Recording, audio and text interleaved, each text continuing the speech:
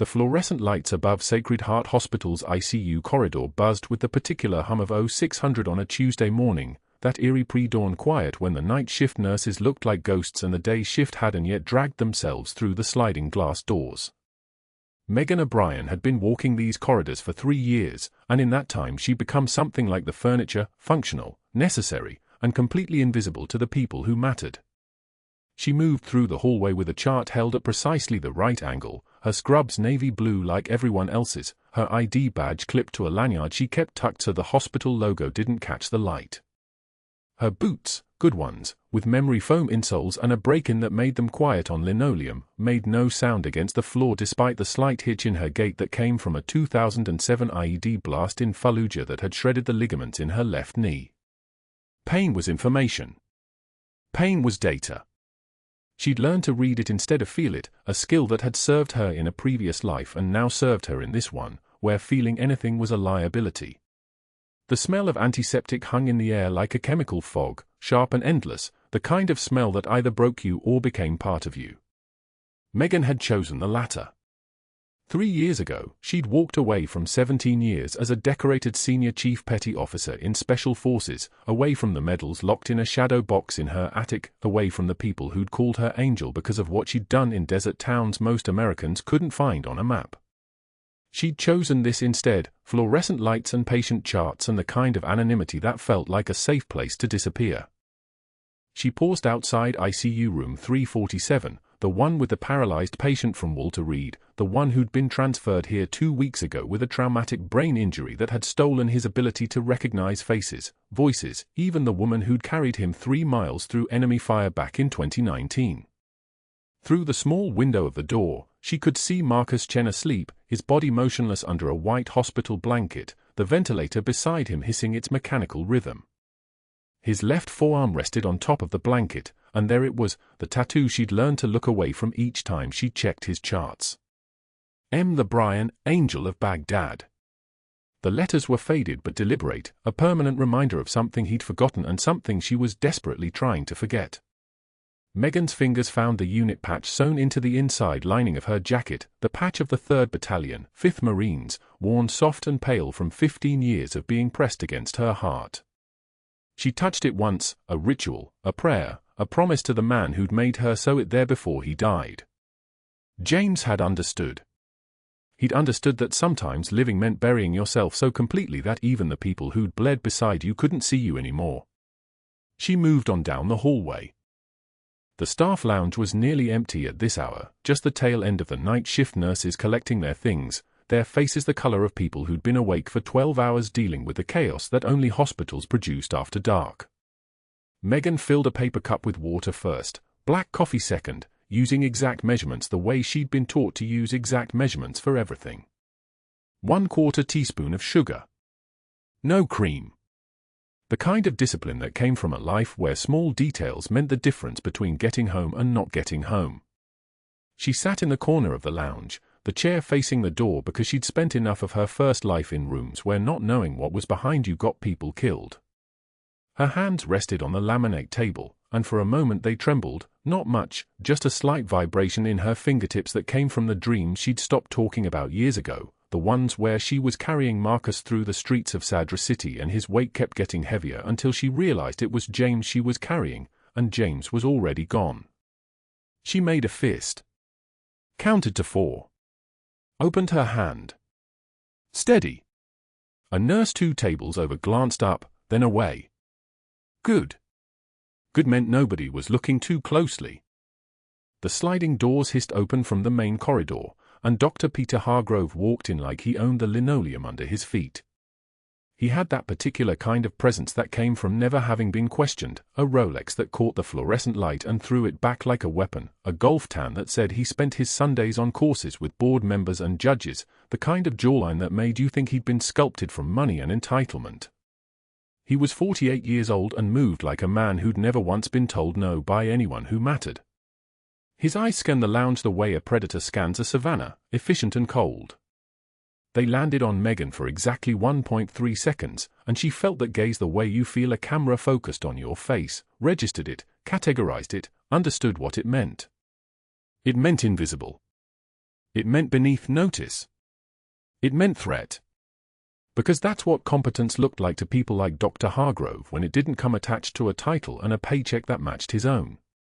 Megan had 3 years here as a registered nurse, 12 years before that as a trauma medic in places where you learn to stabilize catastrophic hemorrhage with equipment that cost less than a Hargrove family dinner reservation. She had hands that knew how to manage emergencies the way conductors know how to manage orchestras. She was quiet about it.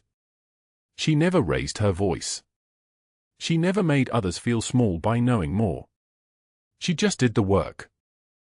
And something about that silence, about that competence that didn't perform for witnesses, made people like Hargrove feel smaller in ways they couldn't articulate but deeply, viscerally resented.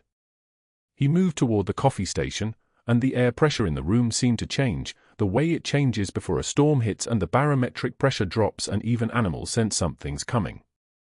Megan kept her eyes on her coffee cup, watched the dark surface of the liquid, didn't move.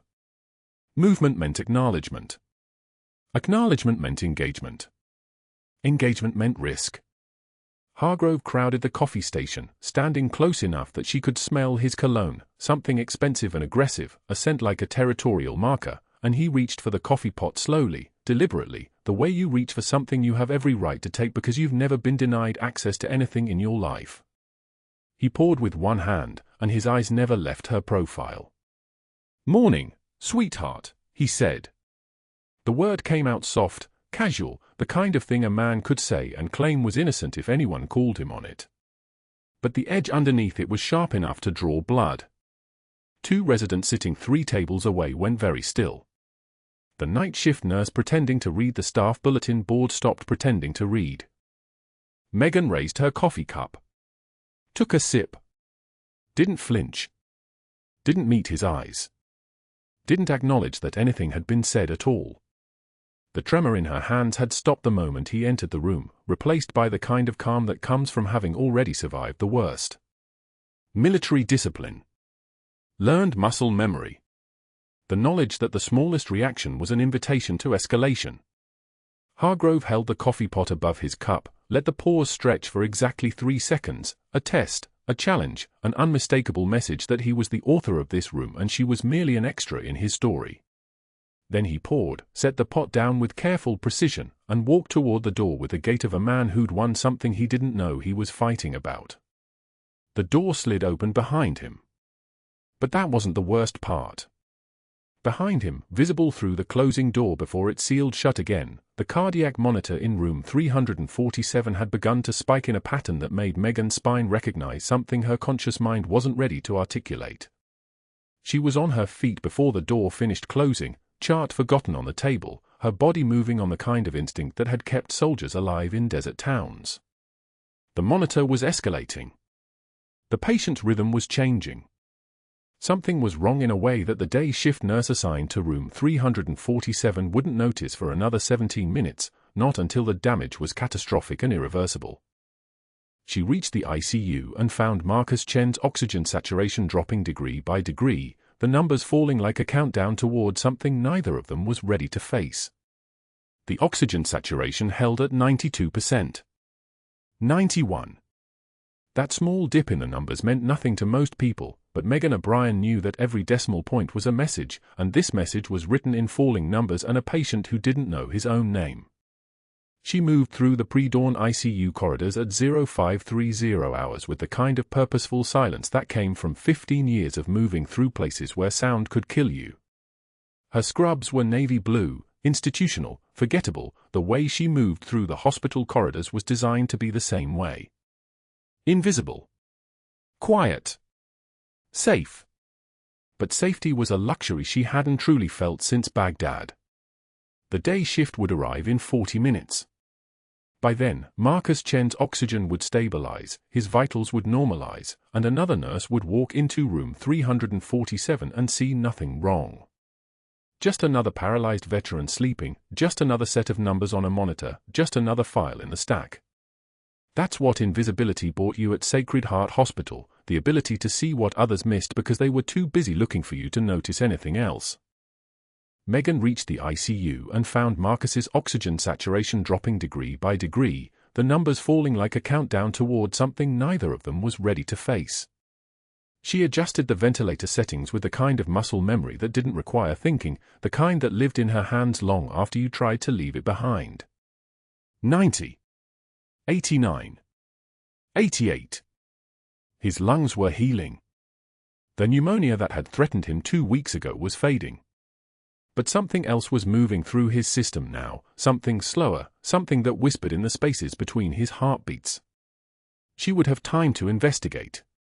She would have time to call respiratory therapy, to pull his imaging files, to catch whatever was wrong before it became critical.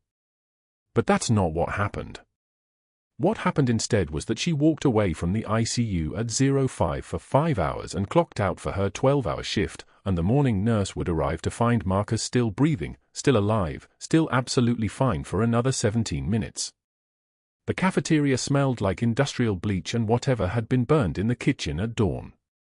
Megan stood in line with a tray holding grilled chicken, steamed vegetables, and black coffee, the same meal she ordered every Tuesday and Thursday. She'd learned early in her time at Sacred Heart that consistency made you invisible. People noticed change. People noticed disruption. People noticed women who varied their routine. Dr. Hargrove sat 3 tables from the east windows, his voice carrying across the room like he owned the space. He was a tall man with the kind of posture that came from never being told no, from never being questioned, from 3 generations of family money and a brother-in-law on the hospital board. His laugh was loud. His opinions louder.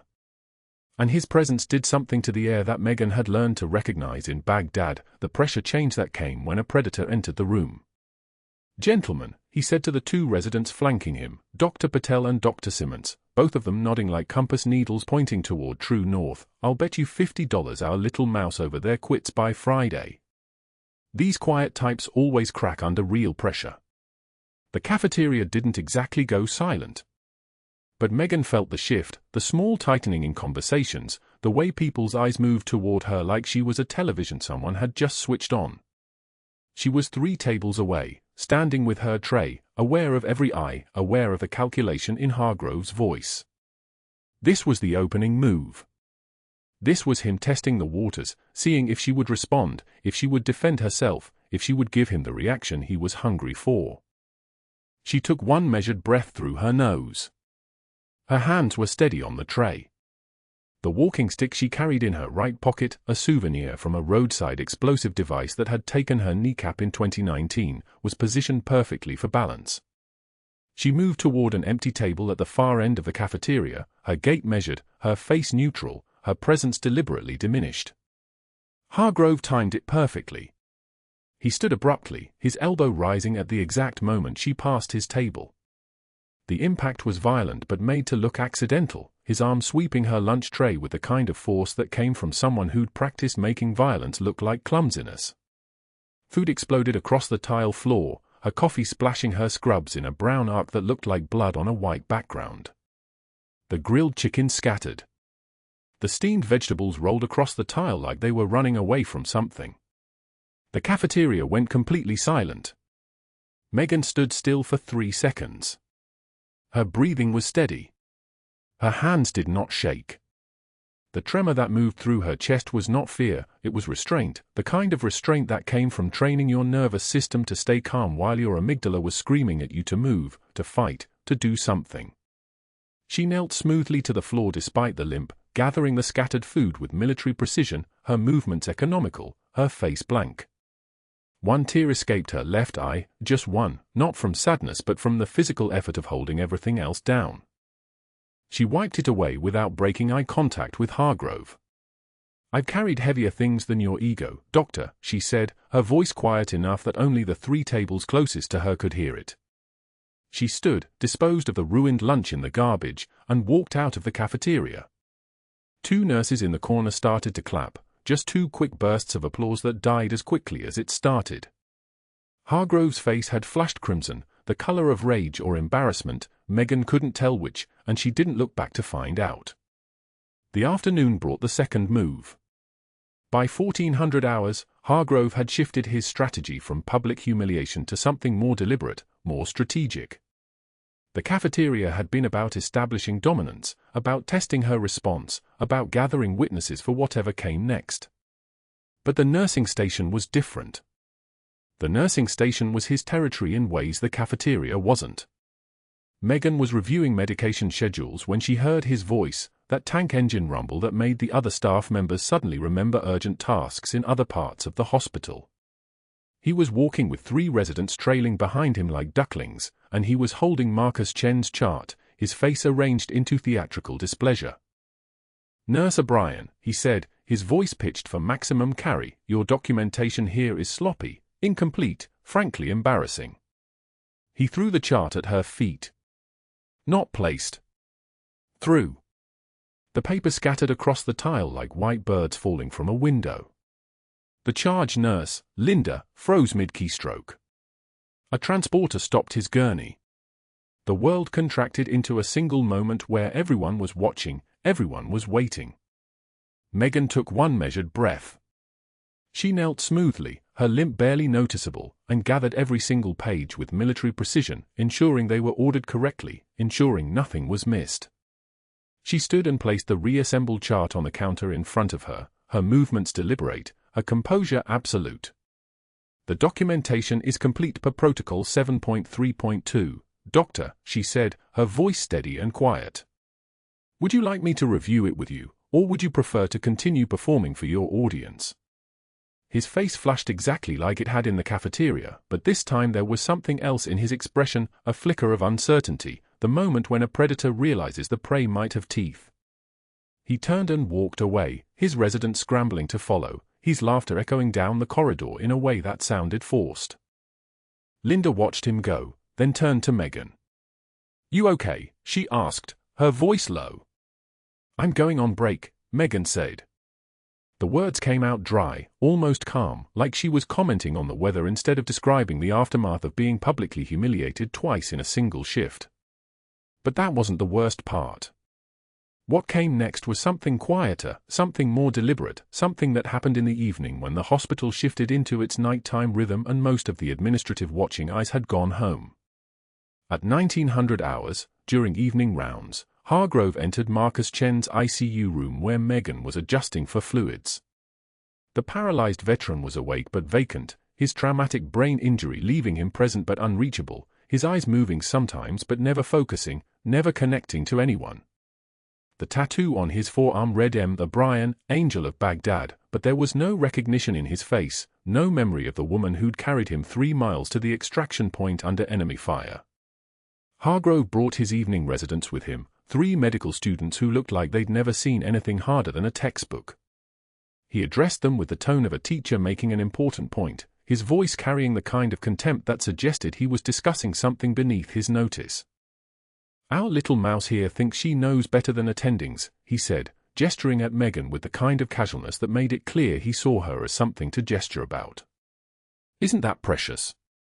He turned to her directly, and his smile was the smile of someone who'd found the exact spot where something was already broken and decided to press his thumb into it.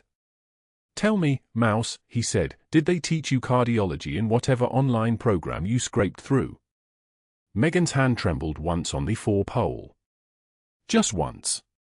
A micro-tremor, the kind of thing that would have been invisible to anyone who wasn't trained to notice the small breaks in composure. She stilled it immediately, her fingers spreading wide, her palm flattening against the cold metal. One tear tracked down her right cheek, not from his words but from the physical effort of containing what his words had triggered in her nervous system. She wiped it without looking away. "They taught me to recognize when someone mistakes cruelty for competence, Doctor," she said. Marcus's eyes flickered toward her voice but didn't focus. His brain injury had stolen the memory of this woman, had taken her face and her name and everything she'd been to him and reduced it to a sound that meant nothing to his fractured neurons. Hargrove left, his laughter echoing down the corridor with the sound of someone who believed he'd won something. Megan was alone with Marcus in the humming darkness of the ICU. The ventilator wheezed its mechanical rhythm. The heart monitor beeped its steady pulse. She reached into her jacket, felt for the faded unit patch sewn inside the lining, the patch that nobody at Sacred Heart knew was there. She touched it the way some people touch crosses or talismans, the way soldiers touch photos before walking into spaces where everything could end. "I'm still here, Marcus," she whispered. "Even if you can't see me." The morning after the final humiliation brought a different kind of pain. Megan arrived at the hospital to find her patient assignment changed. Marcus Chen had been reassigned to a different nurse, Victoria, a skilled RN who had no history with him, no reason to know that the paralyzed man in room 347 carried the tattoo of a woman he no longer remembered. Megan had been moved to post-surgical recovery, the least critical unit, the place where nurses went when they were being quietly removed from positions of influence. The message was written in the absence of her name on the assignment board. At the nursing station, charge nurse Linda caught her eye. "They requested the change," Linda said quietly, so quietly that only Megan could hear. "Hargrove said it was for care consistency. But we both know that's not why." Megan nodded once. Said nothing. Moved to her new station like someone who'd already internalized the rules of her own disappearance. By afternoon, Hargrove was on his cell phone in the stairwell. He wasn't bothering to lower his voice, wasn't bothering to check if anyone was listening. That was the confidence of someone who believed themselves untouchable, the kind of certainty that came from never having been held accountable for anything in his life. "Yes, Patricia," he said, and Megan, passing through the landing above him, recognized the tone of someone calling in a favor. "I need you to pull O'Brien's hiring file. Check every reference, every credential. There's something off about her, I can feel it." Patricia Voss was the head of hospital HR and, more importantly, the wife of board member Richard Cole's golf partner. That was how things worked at Sacred Heart, that was how things worked everywhere. Power moved through networks of people who knew each other, who did favors for each other, who understood that institutions protected their own. Megan had known this going in.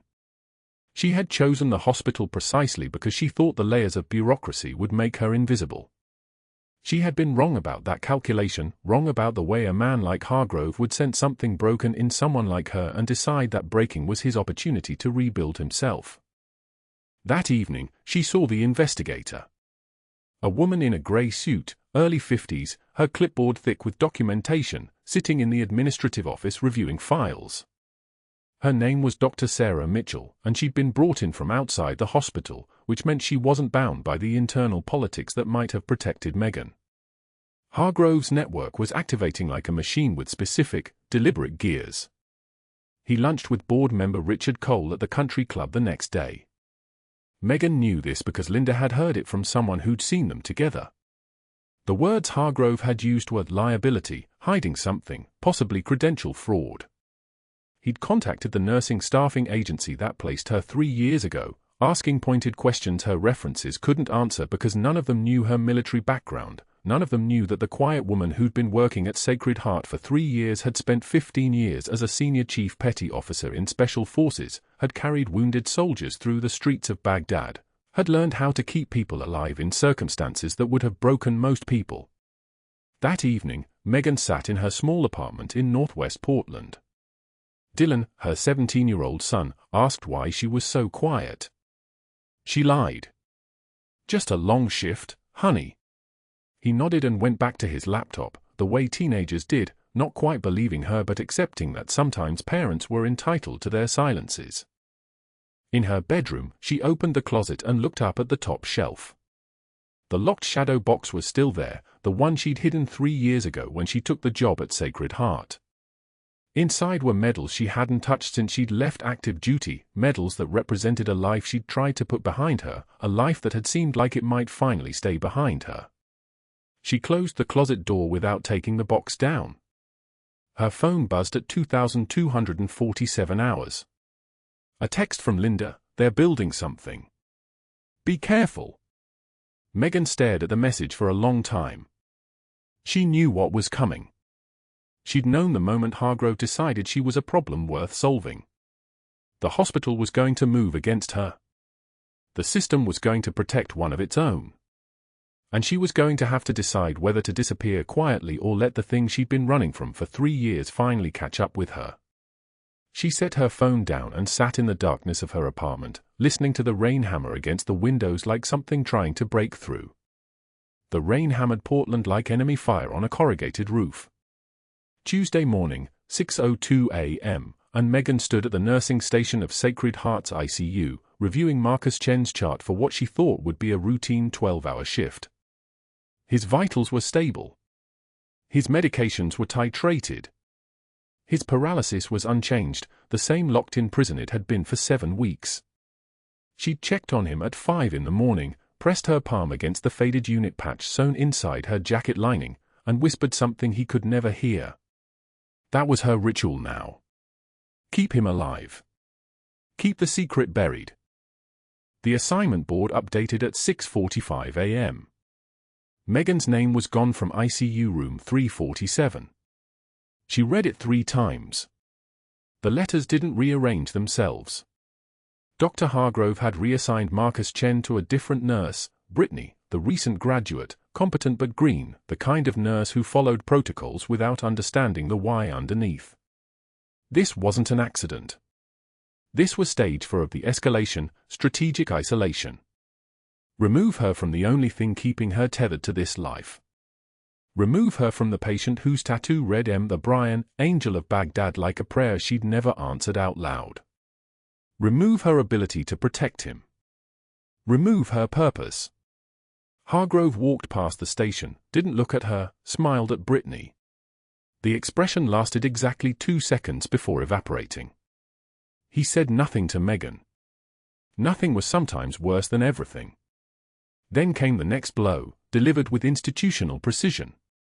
Her reassignment order appeared on the system at 7:10 a.m. Megan O'Brien, RN, report to post-surgical recovery for the day shift. Not the ICU. Not the trauma bays where her skills actually mattered. Recovery, the step-down unit where patients woke from anesthesia confused and drowsy, where the biggest crisis was usually a delayed pain medication order. It was a demotion disguised as a rotation. It was Hargrove cutting her off from the hospital's beating heart and locking her in a room where she could do no harm and no good. She didn't argue. She didn't ask why.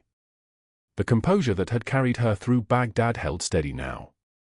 She simply clocked in, changed floors, and began her rounds in a unit she'd never worked before, surrounded by patients she didn't know, her mind upstairs in room 347, betting that Brittany knew how to read the subtle signs that separated stable from crashing.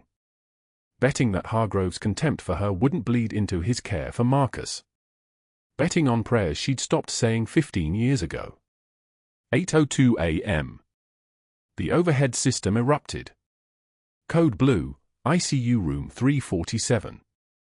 Code Blue, ICU room 347. The alarm was a siren, mechanical and insistent, the kind of sound that bypassed your ears and hit your spinal cord directly. Megan's hand stilled above the for she was adjusting on a post-surgical patient. She didn't look up. She counted her breaths. 1, 2, 3. Room 347 was not her assignment. 4, 5, 6. She taped off the 4 line with precision, stepped back from the bed, and turned toward the elevators. Code Blue meant Marcus Chen's heart had stopped or deteriorated so severely that the distinction no longer mattered. Code Blue meant 90 seconds of activity would determine whether he lived the next hour or became another body, another family receiving the phone call that never got easier, no matter how many times the hospital made it. Megan had been on 247 Code Blues in her Special Forces career, helicopter crashes, IED blasts, the catastrophic failures of the human body under combat stress. She'd survived all of them. She'd saved 43 lives. She'd lost 18. She did not have permission to respond. The stairwell was 2 turns to the left, and the concrete steps sang under her boots, thud, thud, thud, the limp that she usually managed with civilian precision now pronounced, her left leg moving half a second slower than her body demanded. Muscle memory didn't account for civilian limitations. Muscle memory didn't care about protocol or hierarchy or reassignment orders. Muscle memory responded to the Code Blue signal the same way it had responded to incoming mortar fire, move. Now. ICU. 2nd floor. The double doors burst open to absolute chaos. The monitor was screaming. Not beeping, screaming, a sustained wail that meant cardiac tamponade or massive hemorrhage or something else equally catastrophic. Marcus lay on the bed with a central line kit scattered across his chest, blood pooling in a surgical field, his neck veins distended like they might explode, his skin the color of wet concrete. Brittany was calling for the crash cart. Dr. Patel, the covering resident, was performing chest compressions, counting aloud in a voice that already had the flat effect of someone following steps instead of fighting death. Dr. Hargrove stood above Marcus's chest with his hands suspended in the air, trembling. Trembling. Megan saw it in half a second, the shaking hands, the blank stare, the absolute absence of decision-making. Hargrove was paralyzed. He'd initiated the central line procedure, a routine placement that should have taken 6 minutes, should have been textbook, should have been simple enough that a second-year resident did them daily. But something had perforated. Something had torn. Blood was flowing into the pericardial sac that surrounded Marcus's heart, compressing it, strangling it, drowning him from the inside. Cardiac tamponade. The diagnosis arrived in her mind like a transmission, crystal clear, surgical. Hargrove's hands were still shaking. His mouth opened and closed like he was calculating something he couldn't grasp. 7 people were in the room, and 7 people watched him freeze while a paralyzed patient died in front of them. Megan moved without deciding to move. Ultrasound probe, she said to nobody in particular, and Brittany, bless her green training, grabbed it off the crash cart and placed it in her hand like they'd rehearsed this 1,000 times. Megan's wrist tilted and she moved the probe across Marcus's chest in 3 searching lines, the image translating to her eyes in real time, fluid, dark and dense, pooling against his right ventricle. 60 cc minimum. Maybe more. 18-gauge needle from the crash cart, she said, and her voice was different now, not a request, not a suggestion. It was the voice that had directed 43 soldiers out of a collapsed compound in Baghdad, the voice that had called down close air support while her radio operator bled out beside her, the voice that belonged to someone other than the invisible nurse who picked up trays without complaining. It was the voice of Senior Chief Petty Officer Megan O'Brien, and it moved people. Patel stepped back from the compressions. Hargrove finally spoke. "Nurse, step back. You're not authorized for this procedure." "You are not." The rest of the sentence evaporated. She didn't look at him. Didn't acknowledge the words. She'd learned in Baghdad that acknowledging an obstacle gave it credibility. She marked the spot below Marcus's xiphoid process, angled the needle at 45 degrees, and pushed. The resistance changed.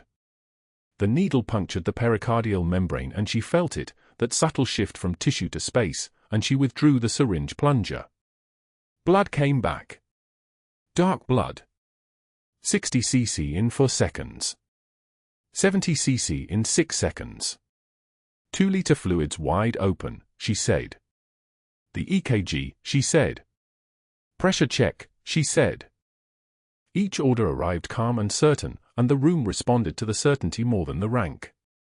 The monitor's screen began to soften. 85 cc total. 90 cc. 100. And then Marcus's blood pressure appeared on the monitor like a sunrise, 70/40. Climbing. 80/50. 90/60. Stabilizing. 110/70. His color changed from concrete gray to something almost alive. Sinus rhythm. The heart monitor settled into a breathing rhythm that meant he was going to have another Tuesday. And another Wednesday. And however many more days he would be given. Megan stepped back from the bed and placed the bloody needle carefully on the sterile field. Her hands were not shaking. Not yet. That would come later, when her body remembered that fear was permitted in moments of stillness. Not now. For one moment, one crystalline, impossible moment, Marcus Chen's eyes focused directly on her face. Not through her. Not past her. Directly on her. Something flickered in the damaged neural pathways, something that might have been recognition or might have been reflex or might have been the way the brain reaches for something it almost remembers from another lifetime. His pupils dilated slightly, tracked her, then lost focus again. The paralysis reclaimed him. Dr. Hargrove had not moved. He stood at the bedside with his arms at his sides, watching his own failure perform life-saving surgery. His face was the color of old bone. His mouth was open. His hands were still trembling, except now they were trembling from something other than adrenaline. They were trembling from the understanding that everyone in this room had just watched a reassigned post-surgical nurse save a patient he had endangered. He turned and walked out without speaking. The movement was mechanical, the walk of a man whose internal architecture had just shifted on its foundation. The door closed behind him with a soft pneumatic hiss. Brittany was crying. Dr. Patel was crying. The respiratory therapist was checking the ventilator tubes with methodical precision, which was also a kind of crying. Megan walked back to the stairwell, descended 2 flights, and returned to post-surgical recovery. She clocked out at 4:51 p.m., collected her belongings from her locker, and sat in her car in the parking lot as Portland rain hammered the windshield like something trying to break through. Her phone buzzed at 4:52 p.m. Unknown number. The message read, "You're done. H." Megan sat in the darkness of her car and pressed her palm against the faded unit patch sewn inside her jacket lining. She'd carried heavier things than this. She'd carried wounded soldiers through 3 miles of Baghdad streets while enemy fire painted the walls around her. She'd carried secrets for 15 years. She'd carried loneliness like a standard-issue pack. But watching Marcus Chen's eyes focus on her face for one impossible moment, watching him almost remember, and then having that moment severed by a text message saying she was done, was different. She didn't know yet that tomorrow morning would bring Dylan and the shadow box and the Special Forces unit patch that would finally tell the truth. She didn't know that a SEAL team leader would arrive from Walter Reed with medals and stories. She didn't know that an FBI liaison would appear with classified briefings and security clearances and apologies for 15 years of protected anonymity. She only knew that the rain hammered like enemy fire and she was tired of running, and sometimes the quietest person in the room was the one holding everything together. She started the car and drove toward home through the Portland night. Within 4 hours of pulling that needle from Marcus Chen's chest, Dr. Hargrove made his first call. His office door was closed. The intercom on his desk glowed with the names of 12 board members, 3 of whom he golfed with every Sunday. He didn't call all 12. He didn't need to. Board member Richard Cole answered on the second ring, his voice carrying the smooth confidence of a man who'd never been told no by anyone who mattered. "We have a liability issue," Hargrove said, each word clipped and precise like a scalpel.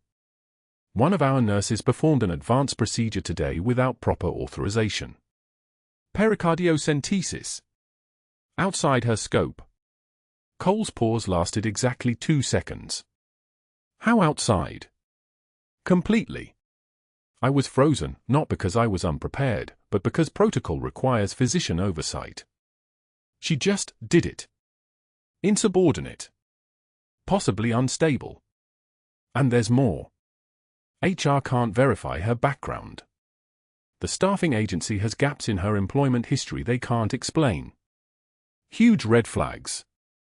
The lie tasted like copper in his mouth, but Hargrove had learned long ago that truth was negotiable when your network was solid enough. He'd already called the staffing agency, 3 different calls asking slightly different questions, each one designed to expose inconsistencies that didn't exist. When you asked the right questions in the right way, people invented answers to fill the silence. The staffing agency representative, a woman named Susan, had stammered through an explanation of a limited verifiable references because Hargrove kept pressing, kept asking if there were gaps, if there were discrepancies, until she heard what he was implying and started agreeing with him just to end the conversation. By 1400 hours, he was in an emergency meeting with Patricia Voss from HR. Her desk was immaculate, her fingers folded precisely on the blotter. To her left sat Dr. Sarah Mitchell, an external auditor Hargrove had arranged to review the day's procedures. She'd been cooperative, thorough, and ultimately useless in confirming his narrative, which meant he'd have to manufacture the confirmation himself. "Dr. Mitchell, your findings?" Hargrove asked, already knowing the answer would disappoint him. Mitchell shifted papers. "Nurse O'Brien has no procedural violations. Her documentation is meticulous. However, the pericardiocentesis was technically outside her scope of practice per Oregon Nursing Board regulations. That's factual. Whether it was performed correctly, and whether it saved the patient's life, it did, those are separate questions from the regulatory question. Hargrove felt his jaw tighten. What about her background? Clean. 15 years unbroken employment history. No lapses. No complaints. No disciplinary actions. The words hit like a closed fist. Mitchell had found nothing because there was nothing to find. Megan O'Brien's record, from a civilian perspective, was impeccable. He turned to Patricia Voss, whose expression suggested she was waiting for him to produce actual evidence rather than intuition and insinuation. The staffing agency couldn't verify her references, Hargrove said, voice dropping lower, more confidential. Limited background. Gaps we can't explain. And the insubordination is clear, she acted without physician authorization. That's grounds alone. Voss's pen hovered over her legal pad. Which references couldn't be verified? Military, Hargrove stopped himself. He'd almost said something he couldn't take back. Professional references. From prior employment. The agency said there were inconsistencies. But Dr. Mitchell just said her employment history was unbroken. The room went so quiet you could hear the fluorescent lights hum, a sound like electricity learning to whisper. Hargrove felt the narrative slipping, the network he'd so carefully built starting to fray at the edges because he'd overplayed his hand, because he'd believed his own authority was enough to conjure evidence that didn't exist. Patricia Voss set down her pen. I'll speak with her. If she acted outside scope, we need to understand her judgment. But I'm not terminating anyone based on rumors about references the staffing agency can't actually articulate. That's a lawsuit we don't win. But she would. Hargrove had learned that much about institutional hierarchies. They moved in patterns, in rhythms, in the gap between what was technically true and what could be made to sound true. He leaned back in his chair, smiled like a man who'd just won a hand he was about to lose, and said, Patricia, she embarrassed me in front of the patient. She undermined my authority. That's insubordination by definition. And the procedure, regardless of whether it worked, and yes, I'll concede it worked, was outside her scope. That's not debatable. It's regulatory fact. Voss's fingers touched her legal pad again. This time, something shifted in her expression. Hargrove watched it happen like watching a door swing open, not because his evidence was compelling, but because insubordination was something the hospital hierarchy understood. Nurses who acted without permission were nurses who threatened the order that kept everything functioning. It didn't matter if they were right. It mattered that they'd violated protocol. I'll draft a termination letter, Voss said quietly. Practicing outside scope of licensure. Insubordination. Effective immediately. By 1600 hours, Patricia Voss's assistant, a young man with nervous energy, escorted Megan O'Brien into the HR office. The termination letter lay on the desk like a closed coffin. Megan sat down without being invited. She folded her hands in her lap, every muscle controlled, every breath measured. She'd done this before, received orders she didn't choose, accepted outcomes she couldn't change, moved forward into uncertainty with the composure of someone who'd learned that survival required accepting what you couldn't control. Voss read the letter aloud, her voice professional and detached. The words blurred into institutional language, practicing outside the scope of your licensure, failure to follow chain of command, immediate termination, badge and credentials to be surrendered. Megan didn't interrupt. She didn't object. She simply sat there, perfectly still, while her career in Portland was dismantled in the time it took to read a single page. Do you have anything to say? Voss asked. Megan looked directly at her. No. The HR director seemed to expect something more, anger, perhaps, or tears, or a desperate plea. Instead, she got the flat calm of someone who'd survived far worse than this. Voss shifted uncomfortably and made a note on her legal pad, probably something about how Megan's lack of reaction confirmed their decision, How an appropriate response would have been tears or frustration, not this eerie composure that made Hargrove's accusations feel thin and personal rather than professional. Frank, the security guard who'd worked the lobby for 17 years, who smiled at every nurse on their way through, who knew every child's name because the staff brought them in during school breaks, was the one assigned to escort her from the building. He carried an empty cardboard box, his face miserable, his eyes avoiding hers until he finally spoke in a voice barely above a whisper. "This isn't right, Meg." "You're just doing your job, Frank," Megan said, and the steadiness in her voice made something in his expression crack open with confusion and shame. They packed her locker together in silence. Spare scrubs folded into rectangles. A photo of Dylan at age 7, grinning in his Little League uniform, corners creased from being held too many times. Her lunch containers, plastic and worn. A paperback copy of All the Light We Cannot See with a bookmark lodged at page 267 where she'd stopped reading 3 weeks ago. At the bottom, she found something she'd forgotten she'd kept, a handwritten note from a patient's family member, dated 2 years back. "Thank you for saving our mother." The note was crumpled and worn, folded small enough to fit inside a scrub pocket. Frank's hands trembled as he packed these objects into the box. He didn't look at her. He couldn't look at her. When he was finished, he sealed it with brown tape and handed it to her like he was handing over a coffin. The walk through the lobby took an eternity compressed into 90 seconds. Evening shift staff were arriving, their fresh scrubs bright against the beige walls, their faces turning toward her and then, just as quickly, away. Someone whispered something. A resident who'd never spoken to her before suddenly became very interested in his phone. Even the patients in the waiting area seemed to sense something was wrong, the way animals sense earthquakes before the ground shakes. She left the box in her car and drove to Willamette National Cemetery. The rain started before sunset, the kind of Portland rain that wasn't violent but relentless, that came in layers and wore you down through patience rather than force. Megan walked through section 47, her feet finding the path without conscious direction because this was a place she knew. Row 12. The headstone was simple granite, the inscription precise, James O'Brien, Master Sergeant, U.S. Army Special Forces, 1978 to 2018. She knelt in the mud. Her scrub soaked through at the knees. She pressed the faded unit patch from her jacket lining, the patch James had made her sew there 17 years ago, before their first deployment to Baghdad, his voice steady as he said, "Keep a piece of home with you so you never forget where you belong," against the cold stone.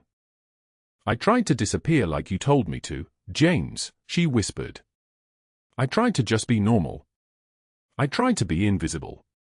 I tried to heal people and not let them see me. I tried everything you said would keep me safe. But I failed at that too." The rain intensified, hammering the cemetery like enemy fire hammering a convoy, and Megan O'Brien, who had carried wounded soldiers 3 miles through Baghdad under sustained enemy fire, who had learned to move through chaos with precision, who had spent 15 years being the quiet person who held everything together, finally let the tears come. She stayed there until full dark, until the rain had soaked through her jacket and plastered her hair to her skull, until the cemetery closed and only the dead remained as witnesses. She didn't see Dylan's car parked 50 yards away. She didn't see her 17-year-old son watching from the darkness, his eyes red from crying, his phone glowing in his lap as he scrolled through the search results he'd typed into Google, Special Forces Women, Baghdad Rescue Operation 2019, Senior Chief Petty Officer. He'd found the obituary for James 3 years too late. Now he was searching for something to explain the woman his mother became whenever she thought no one was looking, the one with the 1,000-yard stare, the one who sometimes gripped the edge of the kitchen counter like she was afraid she'd fall apart if she let go, the one who'd hidden a shadow box in the attic marked with his father's name in permanent marker. Dylan sat in his car, phone glowing, starting to understand that his mother was not a nurse who gardened in her spare time. She was something far larger and far more damaged than that. And somehow, that understanding felt like the first truth he'd ever been told about her. Wednesday morning broke grey and wet over Portland, rain hammering the hospital steps like applause for a show nobody wanted to watch. Megan stood there in scrubs still damp from the night before, holding a locked shadow box retrieved from the attic at 3 in the morning, the one she'd promised herself James would take to his grave. She didn't know Dylan had followed her to Sacred Heart. Didn't know he'd called 3 of her colleagues from the ER. Didn't know the staff was already gathering in the parking lot, umbrellas clustering like mushrooms, drawn by the text their co-workers had sent, "Come see." Her son emerged from the rain wearing his school hoodie, 17 years old and trembling not from cold but from the weight of what he was about to do. He looked at his mother, really looked at her, and saw for the first time the woman beneath the invisible nurse. His voice cracked as he stepped forward, addressing the gathering crowd. "My mom is Senior Chief Petty Officer Megan O'Brien. And you need to see these." The words hung in the wet air like smoke. Nobody moved. Dylan's hand shook as he opened the file folder he'd brought, the documents inside water-spotted but readable. A nurse named Sarah Chen, the same Sarah who'd worked night shift with Megan for 18 months, took the folder with uncertain fingers. She began reading aloud, her voice faltering over words that rewrote everything she thought she knew. Multiple tours in Baghdad. Classified operations. Citations for Valor under fire. Recommendation for advancement suspended pending security clearance review. Sarah's voice cracked. "That's impossible." She stopped, unable to reconcile the woman who'd once held her hand in the break room while she cried over her divorce with the decorated operative described in these documents. The rain intensified. The crowd grew. More staff arriving, drawn by whispers spreading through the hospital like electricity-seeking ground. Then Marcus's former SEAL team leader stepped out from the ER entrance, a man with the bearing of someone who'd spent 20 years carrying the weight of lives lost and saved. His name was Commander James Reese, and he'd been visiting Marcus Chen in physical therapy, watching the broken man's slow climb back to consciousness. He stepped forward into the rain without hesitation, his uniform dress blues immaculate despite the downpour, and he began to speak. "Bronze Star." His voice carried across the parking lot, steady as a rifle shot. The crowd fell silent. "With Valor." Megan stood motionless, the shadow box still held against her chest like armor. "Purple Heart." Reese's voice rose slightly. "2 of them." Dr. Hargrove had appeared in the hospital entrance now, drawn by the commotion, and his face drained of color as he watched his prey transform into something he couldn't diminish. "Navy Cross." Commander Reese's voice climbed until it seemed to echo off the hospital walls themselves, until even the rain seemed to pause. "For extraordinary heroism in combat operations that saved the lives of her entire fire team and 3 civilians under sustained enemy fire." He turned to face Hargrove directly, his next words a command masquerading as statement. "She carried Petty Officer Marcus Chen 3 miles through Fallujah to the extraction point. Alone. Under fire. While he was unconscious and bleeding out." Hargrove's hands had begun to shake. His jaw worked soundlessly. The golf partners and board members he'd called, the doctors he'd leveraged, the authority he'd weaponized, all of it was collapsing in the rain like a house built on sand. The silence lasted exactly 3 seconds. Then, a black Suburban pulled into the emergency bay parking area, government plates gleaming. A woman in a dark suit stepped out, water beading off her jacket as if repelled, and she moved through the crowd with the kind of presence that made space.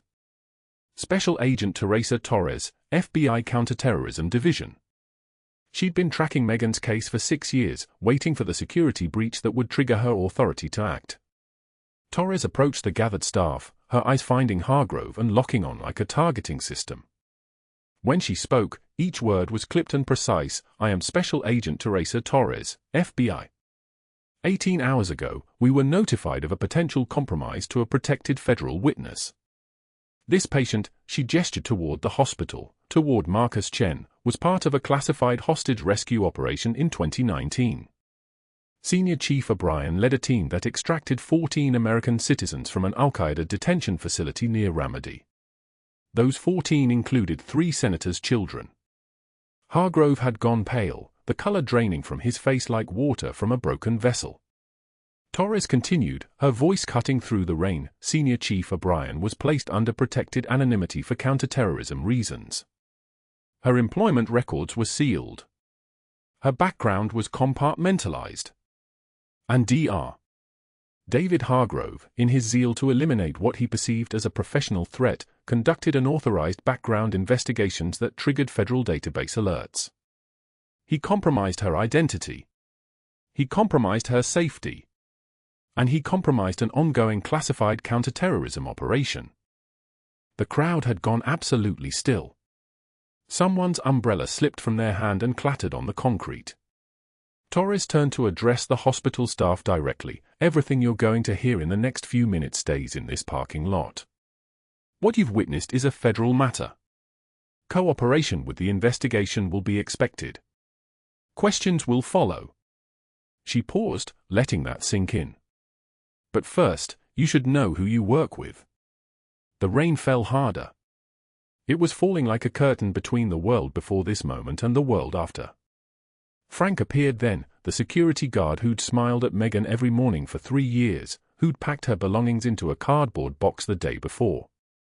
He was holding an identical cardboard box now, and he approached Dr. Hargrove with movements deliberate and slow. The rain dripped from the box's edges. When Frank spoke, his voice carried a quiet satisfaction that sounded like justice finally finding its balance. I believe you know the way out, sir. Hargrove stared at the box. His mouth opened and closed.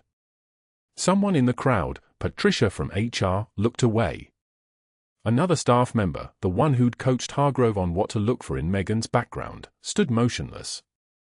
The board member who'd golfed with Hargrove every Sunday turned his back and walked toward his car. Dr. Hargrove took the box with hands that trembled visibly. He didn't look at Megan. Couldn't look at her.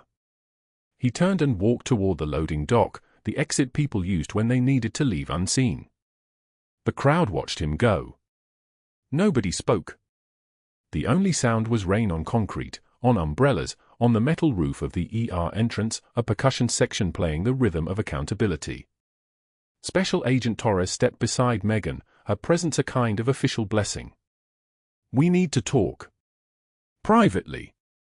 But first, Torres looked toward the physical therapy center visible through the hospital windows. I think there's someone waiting for you on the 4th floor who deserves to know the truth. 6 months later, that truth had settled into Portland like rain into soil, absorbed and permanent. The Oregon Medical Board had suspended Dr. Hargrove's license pending investigation into ethics violations, scope abuse, and unauthorized background investigations. The hospital's legal team had documented his actions with surgical precision, the calls to the staffing agency, the emails describing Megan as a potentially fraudulent, the outside investigator he'd coached on what to look for. Criminal referral to the Department of Justice was pending. In the meantime, Dr. David Hargrove taught CPR at Portland Community College for $14 an hour, his medical career a burning thing left behind. Megan O'Brien returned to Sacred Heart Hospital on a Tuesday morning in early May. She wore her dress blues for the first day, the uniform itself an announcement, a reclamation, a statement that the invisible woman had never existed. Her title was Director of Emergency Services. Her office overlooked the city. But she spent most of her time on the floor, teaching, training, leading by example with a kind of quiet authority that made people listen without being told to. The faded Special Forces unit patch remained sewn into her jacket lining. Some things don't change. In the physical therapy center on the 4th floor, Marcus Chen had made progress that doctors called remarkable but that anyone paying attention could see was simply the result of refusing to give up. The experimental nerve stimulation treatment had helped, but mostly it was Marcus's own buried determination, awakened by the knowledge of who had carried him through fire. He could move his right hand now, grip a pen, feed himself with concentration that looked like prayer. His left forearm still bore the tattoo, M. the Brian, Angel of Baghdad. Megan visited during her lunch break, moving quietly through the therapy center without announcing herself. She stood at the window watching Marcus work through his exercises, his therapist guiding him through movements that 6 months ago seemed impossible. The rain outside was gentle, Portland's version of mercy after weeks of drought. His therapist stepped out for a moment. Megan entered quietly, not wanting to disrupt the delicate work of recovery. Marcus looked up, and something shifted in his eyes, a focusing, a sharpening, recognition arriving like a helicopter finding its landing zone. He touched the tattoo on his arm with his functioning hand, tears streaming down his face, and whispered, "I remember you now. You never left me behind."